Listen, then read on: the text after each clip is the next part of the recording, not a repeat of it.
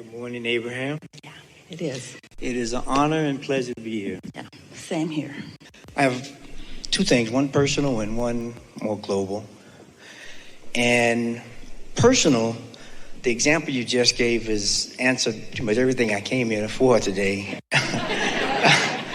And I want a little more clarity on, I look back over my life and I look at intuitive moments and moments when I shouldn't be here and I'm here, and trying to navigate how to actualize that without getting lost in all of the moments when I do put my hand on the stove. Well, it helps if you don't go back. Don't go back and try to relitigate anything that you've lived before for a number of reasons. First of all, you don't remember as well as you think you do. And next, you don't have any power back there. The tendency is to go back and need it to be different in order to feel better now. And since you can't go back and make it be different, then you usually don't feel better now. You just practice the vibration of that. Sometimes it's a good vibration, and when you practice it, it serves you. But sometimes it isn't, and so it doesn't serve you. And so it's good to be aware of which thoughts are serving you now and which thoughts are not serving you now. Just remember that the goal always, whether you're thinking about the past or the present or the future, is to find a way of seeing it as your inner being is seeing it, which means here are a few things that you can know. We'll just give you a basic understanding of why your inner being sees things the way your inner being sees things. First, your inner being loves you always. Your inner being only loves you and always. So if there's anything that you're doing with your thoughts about anything that you've lived before or now, or that you're thinking about living, that doesn't include you really liking you, you're going to get off base of your inner being right now. That's just for starters. You cannot beat up on yourself and stay in concert with your inner being. Your inner being will not go there. Your inner being will not go there. Next, you can't beat up on anybody else either. Now that's where Esther started having a little trouble. She didn't mind us always loving her. But when it came to other people, she would say, apparently you need more information about them, Abraham, because I'm sure if you knew what I know, then you would feel more like I feel. But we were stubborn. We would never go there with her.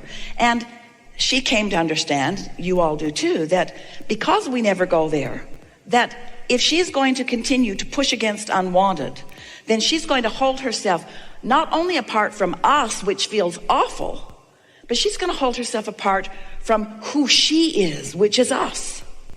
Two important things.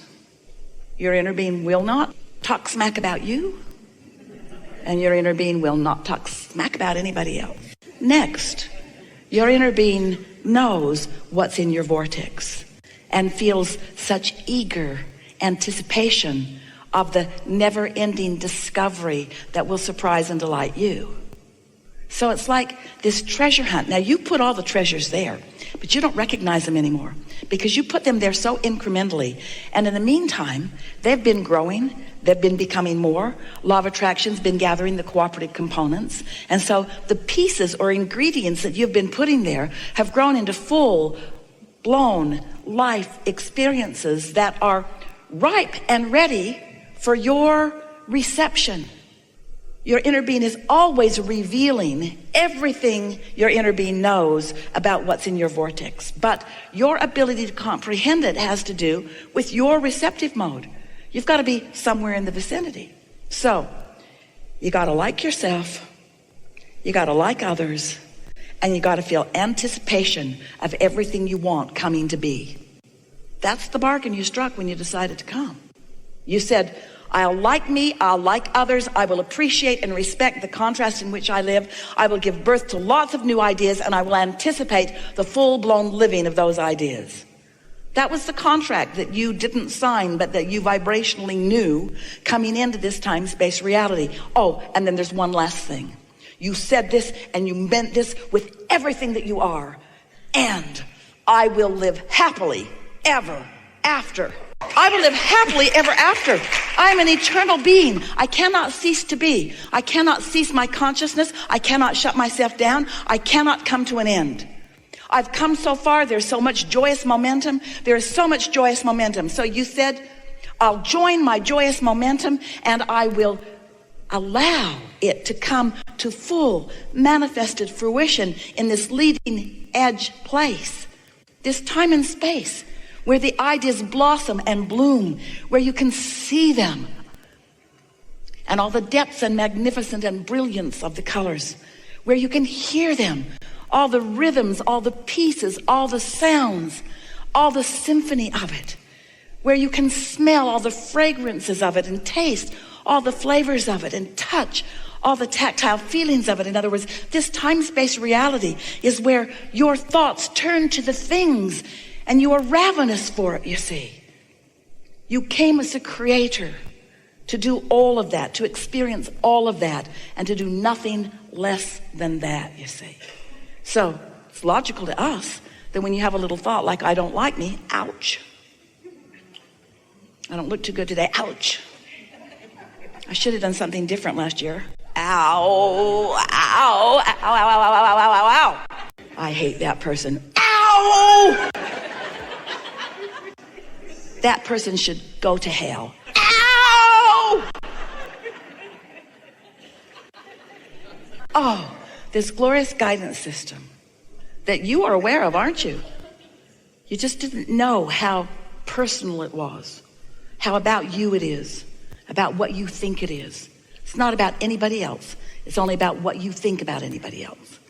It's not about anything except the relationship between what you think and what your inner being's thinking about the same thing in the same moment. So in relationship to that, I know for myself, and it's probably for everyone here, going through life and going through the contrast, I've had moments where intuitions came so clearly.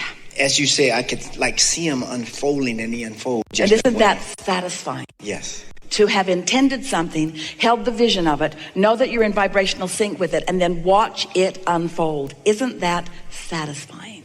Yes. The other thing that's more global is how do we, and I love the addition of 5 and step 4 and 5 and 1, how do we continue to like, for lack of a better word, that beginning step where the contrast is so... Ow.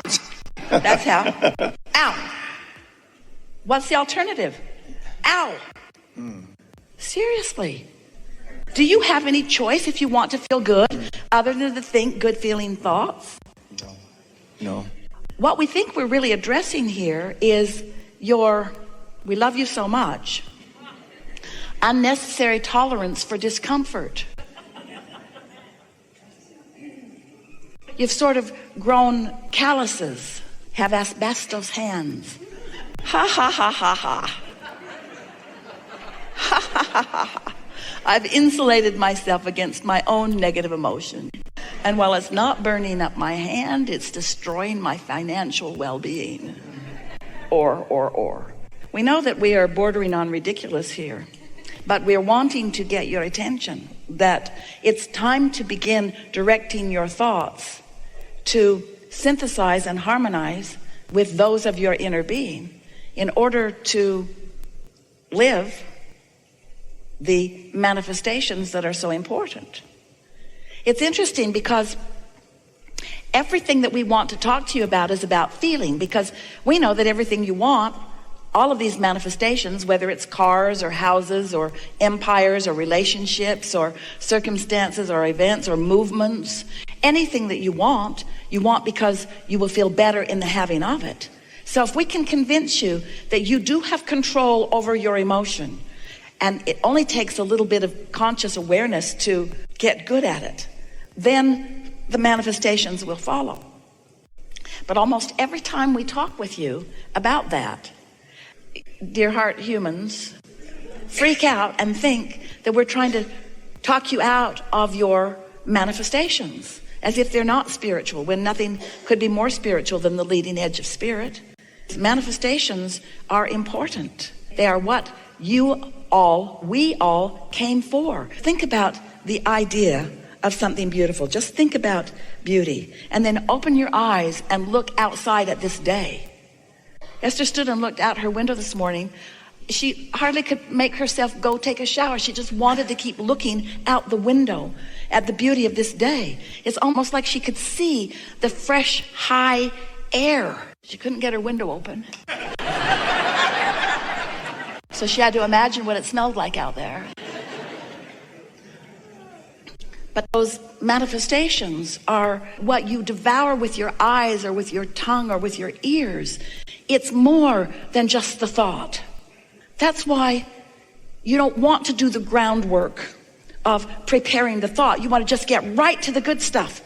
But if you haven't done the groundwork and prepared yourself for the receiving mode of the good stuff, then when the manifestation comes, it isn't the good stuff. Because you're always in some receptive mode. You're in the receptive mode of the joyful being that you are, or you're in the receptive mode of the miserable being that you are. Or you're in the receptive mode of the overwhelmed being that you are, or the angry being, or the hopeful being, or the knowing being. In other words, you're always in the receptive mode of something. And what's manifesting shows you what you're in the receptive mode of, you see. And we know this is an extreme example. This hot stove means that you really, really want something and you're really, really not in the vibrational vicinity of it. But you could be. Let's say that you want $100,000 and you need it right away. Let's say you more than want it, you need it. You really need it. 200 would be even better. 300 would be 3 times as good. You could use a whole lot of money and you could use it fast. You want it and you want it now. So you speak it out to the universe, not for the first time today, for the 100,000th time today. So you've spoken it out, and yet you really don't expect $100,000 to just drop in your lap today. You don't check your bank account every hour. Is it there yet? Is it there yet? Abraham, how do I turn these thoughts to things? How do I get it out of the vortex into the bank? Tell me now, tell me now, tell me now. I want it in the bank and I want it in the bank now. Well, you're not going to likely get it in the bank right now, this red hot minute. There's some other things that you are going to want to do first. But the important thing that we want to convey to you is you could find a feeling of prosperity today. You could do it in the next hour. You could do it in the next 10 minutes. You could do it in the next 3 or 4 minutes. You could focus in a way that makes you feel the same prosperity that your inner being feels. And for a moment, you could be in a receptive mode where an idea could come to you. And if you could continue to find that feeling place, not needing the condition to change in order to find the feeling place, but finding the feeling place because you're capable of doing it, because it's your natural state of being, and because your vortex represents it.